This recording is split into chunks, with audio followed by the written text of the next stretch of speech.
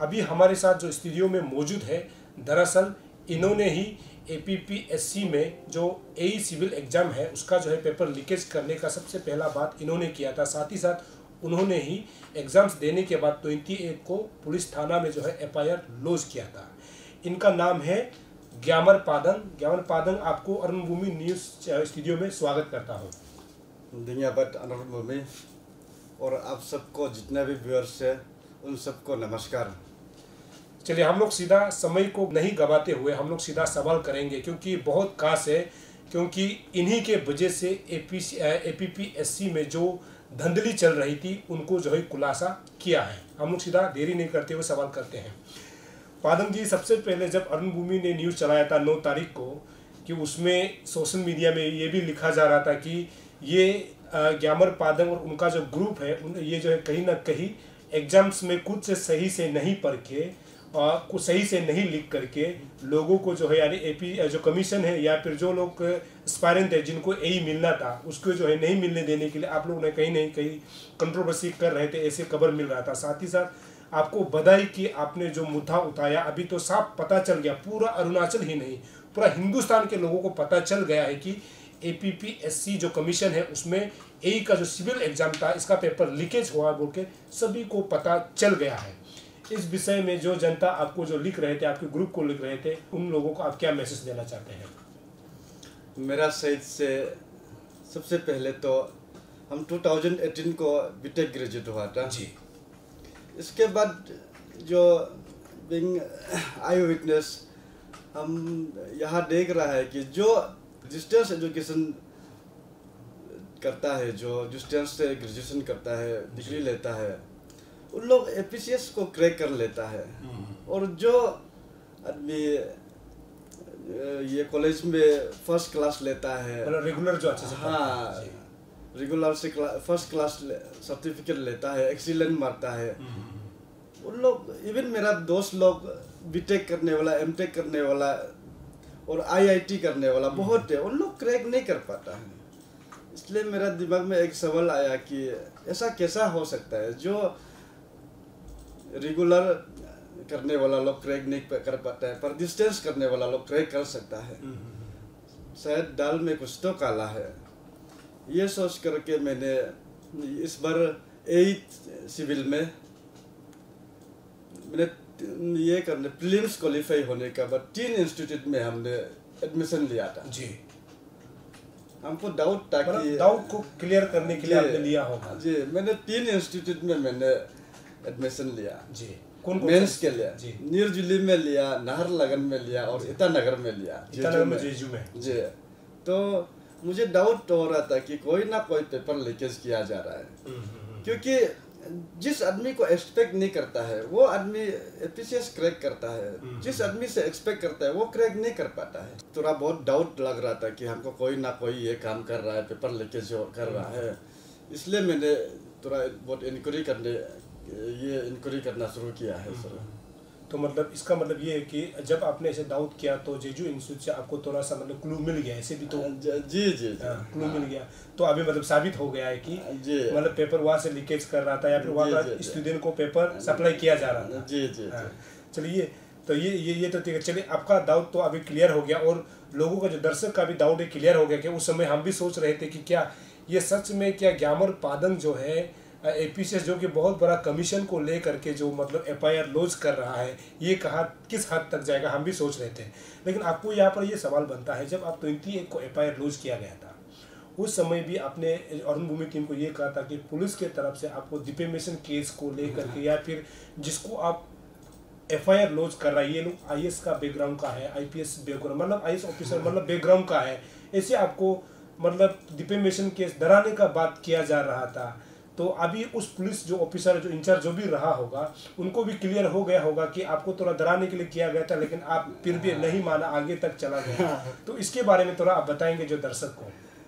देखिए, पुलिस वालों को स्पेशली ओसी ईटानगर जी एक मैसेज देना चाहूँगा। जब भी किसी से आप लोग को कंप्लेन मिलता है तो आप लोग डिफेमेशन को मत समझिए। मेरा से पहले जैसे कि किसी शायद लड़की बच्चा लोग तो डिफेमेशन कुछ अपना इज्जत को सोच के और भी डर जाते हैं। उन लोग का साथ कुछ गलत होने से, जेन्युइन केस लेके जाने से भी, जेन्युइन केस लेके जाने से भी डिफेमेशन का नाम सुन के उन लोग डर जाएगा, वैसे भी डरा हुआ होता है। मैं तो अब डिफेमेशन दो कुछ भी दो, मैं तो ये करने वाला नहीं हो, मैं बेक्सो लेने वाला नहीं हो। हमको आपने डिफेमेशन का बात किया है तो मेरा जोश और भी बढ़ गया था। हमको करना है, आप मुझे देना है दो। मैंने उस दिन भी आपका चैनल में डायरेक्टली बोला था, सीधा सा बोला था, अगर मेरा एलिगेशन जो फर्स्ट निकलता है तो आप लोग डिफेमेशन दीजिए, इसमें क्या प्रॉब्लम है, क्योंकि कानून आपके लिए भी है। हाँ जी जी जी। तो मुझे पता है डिफेमेशन क्या है, वो आप लोग मुझे समझाने की जरूरत नहीं है जी। तो इसमें आईएएस का बात किया था आपने, ये भी जिक्र किया है कि आईएएस ऑफिसर लोग है जिसके ऊपर में आप एफआईआर लॉन्च कर रहा है। अरे सर, आईएएस ऑफिसर हो या आईपीएस ऑफिसर जो भी हो, गलत तो सर गलत है ना। जी जी जी। और सही तो सही है। तो अब आईएएस है, आईएएस का ऊपर हम अंगुली नहीं उठा सकते हैं, आईएएस को हम सवाल नहीं कर सकता है बोलने से। ये सर, ये कैसा होगा सर? पादंग, ये हम लोग ये समझ सकते हैं कि मतलब इसका मतलब ये है कि कहीं ना कहीं इस केस को कमजोर करने के लिए आपको, मतलब फर्दर नहीं जाने के लिए आपको प्रेशर दिया गया होगा उस समय, ऐसे समझा जाए? मुझे बहुत डाउटफुल लगता है इस बात का। लेकिन अभी तो साबित तो हो गया हाँ, कि पेपर लीकेज हुआ है। जी जी। अभी आपसे अगला सवाल ये है कि जब से ये पेपर लीकेज हुआ, कल ही पुलिस जो कैपिटल रीजन ने कल ही प्रेस ब्रीफिंग करके बताया कि ये 5 लोगों को पकड़ा गया, क्योंकि कॉपी अभी अरुण मम्मी की टीम के पास भी हमने कल ही लिया था। तो यहाँ पर एक ये सवाल उठ रहा है कि ये एक नाम है तामा सारो, ये 53 ईयर्स है। ये अभी फेसबुक में बहुत चर्चा चल रही है कि उनका जो पत्नी है, लास्ट टाइम जब एपीसीएस एग्जाम हुआ था उसमें जो है क्रैक कर लिया, और ये भी लिख रहा है कि ये शायद डिस्टेंस एजुकेशन में ग्रेजुएट किया हुआ है, और उसमें ये भी लिखा जा रहा है कि वो खुद 5 मतलब बेटा का। हम इनके क्लेवर पर हम सवाल नहीं उतार रहे हैं, सवाल हम ये उठा रहे हैं कि ऐसे कैसे हो सकता है कि तमा सारो जो उस समय से मतलब ब्रोकर रहा होगा। इसका मतलब ये समझा जाए कि इस बार का जो एई सिविल एग्जाम में भी तमा सारो ने ही ये जो है ताकत जयराम को पैसा दिया, ऐसे मतलब या पुलिस का मतलब लिखना है, मतलब पुलिस ने स्टेटमेंट है। तो आपको क्या लगता है कि कहीं ना कहीं एपीसीएस जो एग्जाम है उसका पत्नी के समय भी क्या पेपर लीकेज होने का ये चांसेस हो सकता है क्या? आपका क्या राय है इसमें? सर, ये सब बातों से तो मेरा डाउट शुरू होता है जी। अब देखिए, आगे मैंने बताया है कि डिस्टेंस एजुकेशन तो या फिर ओपन का होता है। डिस्टेंस एजुकेशन पर से पढ़ने वाला और 5-6 बच्चा का माँ, बच्चा को संभालना होता है और अपना पति को संभालना होता है, और बहुत सा काम होता है उन लोग के लिए। उन लोग क्रैक कर लेता है। और हमारा कुछ बहन लोग है ये पीजी में अच्छा इंस्टीट्यूट में 5-6 साल पढ़ के भी क्रैक नहीं कर पाता है। जब कोई अनएक्सपेक्टेड ये जो आदमी से काम होता है, क्रैक होता है, अचीवमेंट होता है, लोग ऐसा समय में तालियां बजा के शाबाशी देता है। पर ऐसा समय में मेरा दिमाग में एक सवाल उठता है, अरे जब जो डेडिकेटली मेहनत करने वाला जिस चीज़ को नहीं कर सकता है, जो और जिस अनएक्सपेक्टेड आदमी उसको कर लेता है, तब जाके मेरा एक दिमाग में एक सवाल उठता है कि कुछ ना तो कुछ दाल में काला जरूर होगा। ये तो आप भी सोचेगा ना सर? ये तो अभी सारा दुनिया सोच रहा है, सारा अरुणाचल सोच रहा है कि ऐसा कैसे हो सकता है, जिसको सबसे ज्यादा भरोसा करता है वहां से पेपर लीकेज हो जाता है। तो अभी सवाल तो ये भी खड़ा होता है ना, अभी से लेकर के पिछले बार जितना भी जो एपीपीएससी ने जो एग्जाम्स कंडक्ट किया होगा, तो उसमें भी ये सवाल खड़ा होता है कि शायद जो यहाँ पर लिखा हुआ है, पुलिस का स्टेटमेंट है कि ये लिखता है कि ताकेत जेरंग जो कि 53 ईयर्स है, ये भी 53 ईयर्स है क्योंकि ये पिछले 1992 से कमीशन में बैठा हुआ है। तो सवाल यहाँ पर ये खड़ा होता है कि 1992 से आप कमीशन में बैठ रहे हैं, तो अभी कमीशन 1992 से लेकर अभी 2022 तक मान के चलिएगा 20-30 साल में जितना भी रिक्रूटमेंट प्रोसेस हुआ होगा, तो इसमें भी तो कुछ सवाल उठता है कि ऐसे कैसे। इसमें आपका क्या राय है? सर, मुझे तो लगता है कि इसका टेन्योर में जितना भी एग्जाम कंडक्ट हुआ है ना, डाउटफुल है, सीधा सा बात है। कुछ लोग जांच के दायरे में आना चाहिए। जी, जरूर आना चाहिए। कुछ लोग वो अपना मेहनत से क्रैक किया होगा, पर कुछ लोग क्वेश्चन पेपर को खरीद के इस बार का जैसे खरीद के लिखा होगा।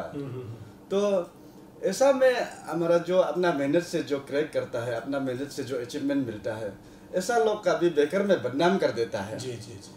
तो जो टैलेंटेड होता है। हाँ, इसलिए उसका भी जांच होना चाहिए, उसका भी इंक्वायरी होना चाहिए सर। तो इसका मतलब ये लोग भी तो नौकरी करता है, सरकार इसको तनख्वाह देती है, लेकिन ये भी पेपर बेचने का क्या जरूरी है सर? यही तो मेरा सवाल है।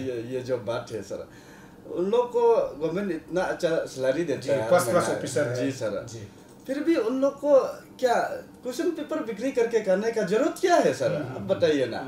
और जो कैंडिडेट्स होता है, अब लोग क्वेश्चन पेपर लाखों रुपया करोड़ों रुपया में क्वेश्चन पेपर को खरीदने से बेहतर कोई एक अच्छा बिजनेस शुरू कीजिए ना, है कि नहीं सर? जो डिजर्व है उसको एग्जाम्स देने दीजिए। लाखों रुपया से तो एक अच्छा सा बिजनेस एस्टेब्लिश हो जाएगा।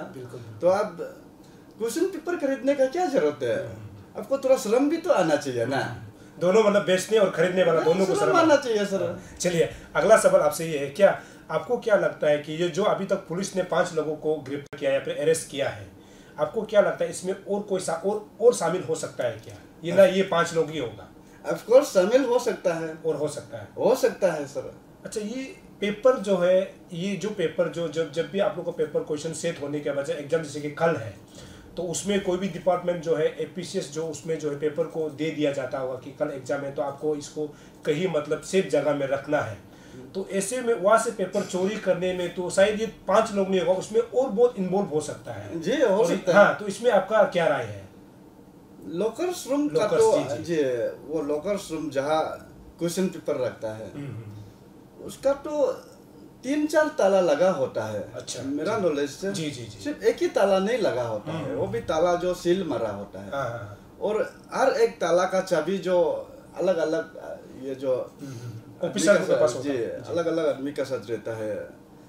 तो एक आदमी इसमें कैसा हो सकता है? तो या तो वो अलग अलग आदमी से तीनों का तीनों चाबी को मांग के आया होगा। आपका कहने का मतलब ये है कि चेयरमैन का पास नॉलेज होगा, सेक्रेटरी का पास नॉलेज होगा, और इटसेल्फ या जो या तकेत जयराम जो कि ये तो डेप्यूटी सेक्रेटरी है, इसका नॉलेज में होना चाहिए, जरूर होना चाहिए। और 3 ताला को खोलने का तो एक आदमी का काम नहीं होता है, क्योंकि वहाँ में 3 से ज्यादा भी लगा होगा, हमको पता नहीं, पर एक तो सिर्फ नहीं लगा होता है, एक से ज्यादा ही लगा होता है। और साथ साथ वहाँ में सीसीटीवी लगा होता ही है। तो सीसीटीवी तो चेयरमैन सेक्रेटरी हमेशा देख के बैठा है कौन कब आना जाना कर रहा है। तो ये कैसा एक आदमी का इन्वॉल्वमेंट हो सकता है? That is impossible. तो आपका कहने का मतलब ये है कि पुलिस को मतलब ये सीसीटीवी को भी कलेक्ट करना चाहिए कि जब ये पेपर लीकेज किया गया था तो उसमें कमीशन में क्या हलचल हुआ होगा, वो तो रिकॉर्डेड होगा, तो साफ पता चल जाएगा, दूध का दूध पानी का पानी पता चल जाएगा। ये बहुत इंपॉर्टेंट बात आपने कहा है, क्योंकि जब ये पेपर को जब लिया जाता है या फिर लॉकर में रखा जाता है तो उसमें तो बाकायदा मतलब सीसी कैमरा फुटेज रहता है, तो उसको देखना चाहिए। लेकिन ये भी खबर मिल रहा है कि जब आपने एफआईआर लॉन्च किया था उस समय पुलिस ने भी ये कहा था कि ये तो अनुमान लगा सकता है, मतलब वो अनुमान जो अभी गलत साबित हो गया है। इस विषय में आपका क्या राय है? अरे ये ऐसा कैसा हो सकता है जो आने वाला चीज को, आने वाला एग्जाम का को कोई प्रेडिक्शन कर लेगा? ये तो आप भी सोच के देखिए ना, वो तो जस्ट एक बहाना था कि थोड़ा मतलब टाइम लेने का। पुलिस ने भी आपको कहा है ये अनुमान लगाया? हाँ, पुलिस ने ही मुझे कहा है। ये तो मैं अभी कह रहा हूँ कि वो आप लोग सबूत को छुपाने का तो थोड़ा समय ले रहा था, सीधा सा बात है। तो क्योंकि अरे कोई कल एग्जाम जो आने वाला एग्जाम को अगर कोई प्रेडिक्ट कर लेता, वो तो ये जो हमेशा IAS का यूपीएससी में टॉपर मरते रहना था ना हर साल को। मतलब इसका मतलब ये हुआ कि पादंग जी, ये पुलिस को ये पूछना चाहिए कि आने वाला समय में 2024 को कौन अरुणाचल का सीएम बनने वाला है। हाँ। तो पता चल जाएगा प्रेडिक्शन उसका। चलिए, तो आपने हमको ये एक बात भी ये भी जिक्र किया था कि जब आपने ये कहा था कि ये पुलिस का ही कहना है कि पुलिस ने आपको ये कहा था कि ये अनुमान तो है, उसका हमने बात किया है, लेकिन ये जो पेपर लीकेज का जब बात किया था तो हो सकता है कि ये जब पुलिस जब उसको पेपर को जब गाड़ी से लेके एपीस कमीशन में जब लेके आया होगा उस समय लीकेज हुआ होगा। पुलिस ने इसमें एग्जैक्टली क्या बात कहा था? पुलिस ने बोला था कि ये एपीसीएस अंदर से लीकेज होने का कोई खबर नहीं है। हाँ। ये तो इम्पॉसिबल बात है। तो चलो ठीक है, अगर वहां से लीकेज नहीं होता है तो मैं सवाल किसको करता? एपीसीएस का को नहीं करता तो मैं किसको करता? तो बाहर में काम कौन करता है ये भी मुझे बता दीजिए। मैं उसको आपने कहा जी, उसको मैं सवाल करने जाऊंगा। ये आप मुझे बता दीजिए, बाहर वाला कौन था वो जो लेके आ रहा था? जी, तो उसमें पुलिस का रिप्लाई क्या था? मतलब गाड़ी में तो आया होगा पेपर। जी, पुलिस ने समय मांगता रहा था उस समय को। क्योंकि ये डिले हुआ है, क्योंकि आपने 28 को किया है तो 29 में ही इसका ऐसे एक्शन लिया, ऐसे खबर है। चलिए, तो ये पादंग जी सबसे अच्छा खबर ये है कि क्योंकि एक आप अकेला पादंग है जो मतलब बहुत सारे एस्पायरेंट को आपने मतलब उनका हक को बताया और उनको जो है जागरूक किया कि एक पेपर लीकेज हुआ जिसमें बहुत सारे मेहनत करते हैं, खासकर जो गरीब फैमिली से होता है और जो मिडिल क्लास फैमिली से होता है। क्योंकि पुलिस स्टेटमेंट के मुताबिक ये बताया जा रहा है कि 43 लाख दिया गया है। 43 लाख में से उनको सिर्फ 15 लाख रुपया दिया है, ऐसे मतलब टाकेत जयराम को दिया है, ऐसे बताया जा रहा है। मतलब यहाँ से ये अंदाजा लगा सकता है कि एक पेपर को मतलब 43 लाख में खरीदा गया होगा पुलिस का स्टेटमेंट के मुताबिक। तो आपने बहुत सारे लोगों का आंखें को खोल दिया है कि अगर आज आप नहीं होते, आप एफआईआर लॉन्च नहीं करते, शायद अभी अरुणाचल के सभी जनता भी आंख मूंद के बेचता कि एपीसीएस जो है सही काम कर रहा है। लेकिन आपने आंखें खोल दिया है सभी लोगों को। और उन तमाम जो एस्पायरेंट को आप क्या बताना चाहता है जो आपको शुरू में जो है गलत ठहरा रहे थे और अभी शायद आपको फेसबुक में ये लिखा जा रहा है कि ये एक अकेला इंसान है जिन्होंने एपीसीएस का जो कुंडली को है खोल दिया है। इस बारे में आपका क्या विचार है? देखिए, कल का पुलिस स्टेटमेंट में भी कहा है कि ये लीकेज जो प्रीलिम से शुरू हुआ है। प्रीलिम से जी, हम लोग को तो पता नहीं है प्रीलिम से शुरू हुआ है बोल के पता नहीं है, पर हम अपना मेहनत से प्रीलिम्स को पास किया है, प्रीलिम्स को क्वालिफाई किया है। उन लोग फिक्सिंग करने के बाद भी हम लोग प्रीलिम्स को अपना मेहनत से पास किया, जबकि उन लोग फिक्सिंग करके रख ही चुका था तो इन लोग को मेरा मैसेज है कि ये जो पेपर लीकेज हुआ था इसको तो हम सीधा सा शुरू मतलब डे 1 से डायरेक्ट पता चल गया था कि ये जब हम एग्जाम दे रहा था, ये एग्जाम सेंटर में ही पता चल गया था कि ये पेपर लीकेज है। क्योंकि हम सबूत थोड़ा बहुत डाउट भी था, सबूत कलेक्ट कर रहा था, तब हम पता चल गया था कि ये पेपर लीकेज है। इसके लिए सीधा नेक्स्ट दिन को या पुलिस स्टेशन में जाके पुलिस एफआईआर दे दिया था कि ये इशू को अगर देखा जाए तो आप कंप्रोमाइज कर सकते थे एपीपीएससी के जो कमीशन के साथ, या फिर अखिलेश यादव को मिल करके आप लोग बातचीत कर सकते थे। लेकिन आपको लगा कि ये बहुत हो सकता है कि बहुत सारे स्टूडेंट का जो फ्यूचर को है बर्बाद कर रहा है, तो आप इसमें लाख रुपया लेके या फिर करोड़ रुपया लेकर के या फिर खुद अपने तरफ से एक पोस्ट भी मांगा जा सकता था। इसमें एग्जैक्टली लोग ये भी सवाल कर रहे हैं, इसमें आपका क्या राय है? देखिए सर और मेरा पब्लिक दोस्त लोग सुनिए, आदमी से 3 किस्म का मिस्टेक होता है ना। 3 किस्म, एक जो होता है एक्सीडेंटली मिस्टेक होता है, एक जो होता है जो अनजाने में हो जाता है मिस्टेक, और एक होता है कि जानबूझ के हम मिस्टेक करता है। तो एक्सीडेंटली और अनजाने में जो मिस्टेक होते हैं उसको हम लोग माफ़ किया जाना चाहिए, वो तो बीइंग ह्यूमन बीइंग माफ़ किया जाना चाहिए। मगर जो प्री प्लान जो जान के मिस्टेक करता है, जानबूझ के ऐसा काम करता है, ऐसा आदमी का साथ कंप्रोमाइज कभी नहीं करना चाहिए। और मैं ऐसा आदमी का साथ कभी भी कंप्रोमाइज नहीं करूँगा, चाहे वो हमको डिफेमेशन का केस दो, चाहे लाख करोड़ जो भी ऑफर दो, मैं कभी भी किया भी नहीं, करूँगा भी नहीं, और कभी भी ऐसा मैं कभी नहीं करूँगा। ऐसा मिस्टेक करने का वाला आदमी का साथ में कभी भी कंप्रोमाइज नहीं करूँगा। क्योंकि ये तो यहाँ में तो हजारों लोगों का जिंदगी जुड़ा हुआ है। मतलब आप ऐसे कर सकते थे, लेकिन आपका यही सोच है कि ये गलत तो गलत है। हाँ, मैं कभी भी नहीं करूँगा ऐसा कंप्रोमाइज। ये बहुत जरूरी है, क्योंकि जो ग्यामर पादंग है इसको जब ये भनक लगा था कि एपीसीएस जो कमीशन है सिविल ए का जो एग्जाम है उसका पेपर लीकेज, उसको भनक तो पहले ही मिल गया था। हो भी सकता था कि ये जो 5 क्वेश्चन उसको जो दिया गया था उस 5 क्वेश्चन को वो आराम से अटेम्प्ट करने के बाद भी वो खुद भी क्वालिफाइड हो सकता था। ये बहुत बड़ा सवाल खड़ा करता है। तो उनको लगा होगा कि इसमें बहुत सारे जो एस्पायरेंट थे उसका ज़िंदगी को खिलवाड़ किया जा रहा है, जिस कारण से उन्होंने कंप्रोमाइज़ नहीं किया। उनको लगा कि इसको ले करके एफआईआर लॉन्च किया जाना चाहिए, और एफआईआर जब लॉन्च किया गया था उसका जो तहकीकात करने के बाद, जो अभी जांच पड़ताल करने के बाद जो रिजल्ट आया है, रिजल्ट ये है कि जो सिविल ए का एग्ज़ाम हुआ था और लीकेज हुआ है ये साबित हो गया है। तो हमेशा ये एक रह गया कि आप एग्जाम के लिए प्रिपेयर करो, तब भी एक दिमाग में लगा रहेगा कि ये एसटी का एग्जाम हो या फिर प्रोफेसर का एग्जाम हो या फिर लेक्चरर किसी का भी एग्जाम हो, हम पढ़ तो रहे हैं, दिन रात मेहनत कर रहे हैं, लेकिन साइड में एक सवाल ये उठता है कि कहीं ना कहीं ये पेपर तो लीकेज नहीं हो गया। ये एक सवाल खड़ा होगा कल को भी। तो इसको लेकर के आप तमाम जो एस्पायरेंट किसी भी डिपार्टमेंट का हो या फिर एपीपीएससी का जो कमीशन है उसको आप क्या बोलना चाहते हैं? भरोसा तो हट गया, भरोसा तो हट गया, फिर भी क्या करेगा। इन लोग को फेयरली एग्जाम कंडक्ट करने का यही दिमाग रखना होगा, और जो ट्रांसपेरेंटली इवन जो डे 1 से जो क्वेश्चन पेपर सेट करता है, उस डे से मतलब उस ज़्यादा समय लेना नहीं चाहिए हम लोग को क्वेश्चन पेपर सेट करने के लिए। एक दिन जैसे कि कल को एग्जाम होने वाला है, आज ही क्वेश्चन पेपर सेट करके रात को चपके सुबह को देना चाहिए, जल्दी करना चाहिए।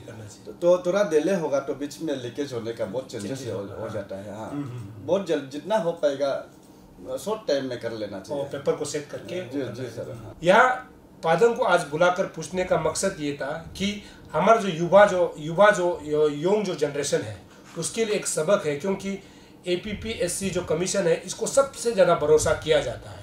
जिस इंस्टीट्यूट को सबसे ज़्यादा भरोसा करता है वही भरोसा जो है तोड़ देता है, तो आने वाला फ्यूचर जो है किसको भरोसा करें। इस न्यूज़ को हमारा चलाने का मकसद ये है कि इसमें APPSC को जाग जाना चाहिए, इसमें पुलिस डिपार्टमेंट को जाग जाना चाहिए, इसमें सरकार को जाग जाना चाहिए कि आप जो है अगर हमारे जो फ्यूचर भविष्य को जो फ्यूचर तय कर रहे हैं तो वो किस दिशा में तय कर रहे हैं, इसको जानना बहुत ज़रूरी है। हम लगातार इसी मुद्दा पर बात करते रहेंगे कि जब तक APPSC जो कमीशन है जिसको सबसे ज़्यादा भरोसा किया जाता है ये कल को नहीं सुधरेगा, तब तक अरुण भूमि टीम जो इसमें लगे रहेंगे। हमारे भविष्य को ये जो है गलत रास्ता यानी अंधकार की ओर ले जा रहे हैं। खासकर जो गरीब परिवार से आता है, जो मिडिल क्लास से आता है, जो मेहनत दिन रात अपना एक करके मेहनत करता है, तो वो मेहनत करने के कल को नतीजा नहीं आता है, तो ऐसे बीच में कोई करोड़ में या फिर लाखों में पेपर खरीद लेके अपना जो नौकरी ले लेता है, तो ऐसे कब तक चलेगा। यहाँ पर सवाल ये भी उठता है कि जितना भी जो ऑफिसर्स का जो परिवार वाला है, जो चाहे किसी भी डिपार्टमेंट हो, उसके जो सर्टिफिकेट को भी देखा जाना चाहिए, क्योंकि इनका ये आरोप था कि जो डिस्टेंस और जो ओपन एग्जाम से जो ग्रेजुएट होता है या फिर MA करता है उनको ही ज़्यादातर नौकरी मिलता है। ऐसा क्यों होता है, ये भी बहुत बड़ा सवाल है। यहाँ पर पादन को बुलाने का हमारा मकसद ये था कि उनका जो है पेपर लीकेज को लेकर जिन्होंने FIR लॉन्च किया था उनका नतीजा आते हुए नजर आ रहा है। इसमें सभी एस्पायरेंट को ही नहीं, पूरे अरुणाचल के लोगों को इस पर गर्व होना चाहिए, क्योंकि इन्होंने अपना दिल को आगे करते हुए हिम्मत लगाते हुए इन्होंने FIR लॉन्च किया जो आज नतीजा में आया है। पादन, आपको बहुत बहुत शुक्रिया। आप अरुण भूमि टीम जो स्टूडियो में आकर के लोगों के साथ बात किया, हम लोगों के साथ बात किया, और हमारा मकसद यही था कि आप जो है अभी के समय में आपने जो हिम्मत लेकर के APPSC जो कमीशन है उसको आपने FIR लॉन्च किया और पुलिस के साथ जो आपने बातचीत किया है उसको आपने सीधा बताया, तो उसके लिए और सभी तमाम जो जितने भी दर्शक देख रहे हैं, खासकर जो आपके एस्पायरेंट है और जो आने वाला जनरेशन है, उसको आपने एक रास्ता दिखाने के लिए सही एडवाइस दिया है, उसके लिए और अरुण भूमि स्टूडियो में आने के लिए बहुत बहुत शुक्रिया। Thank you.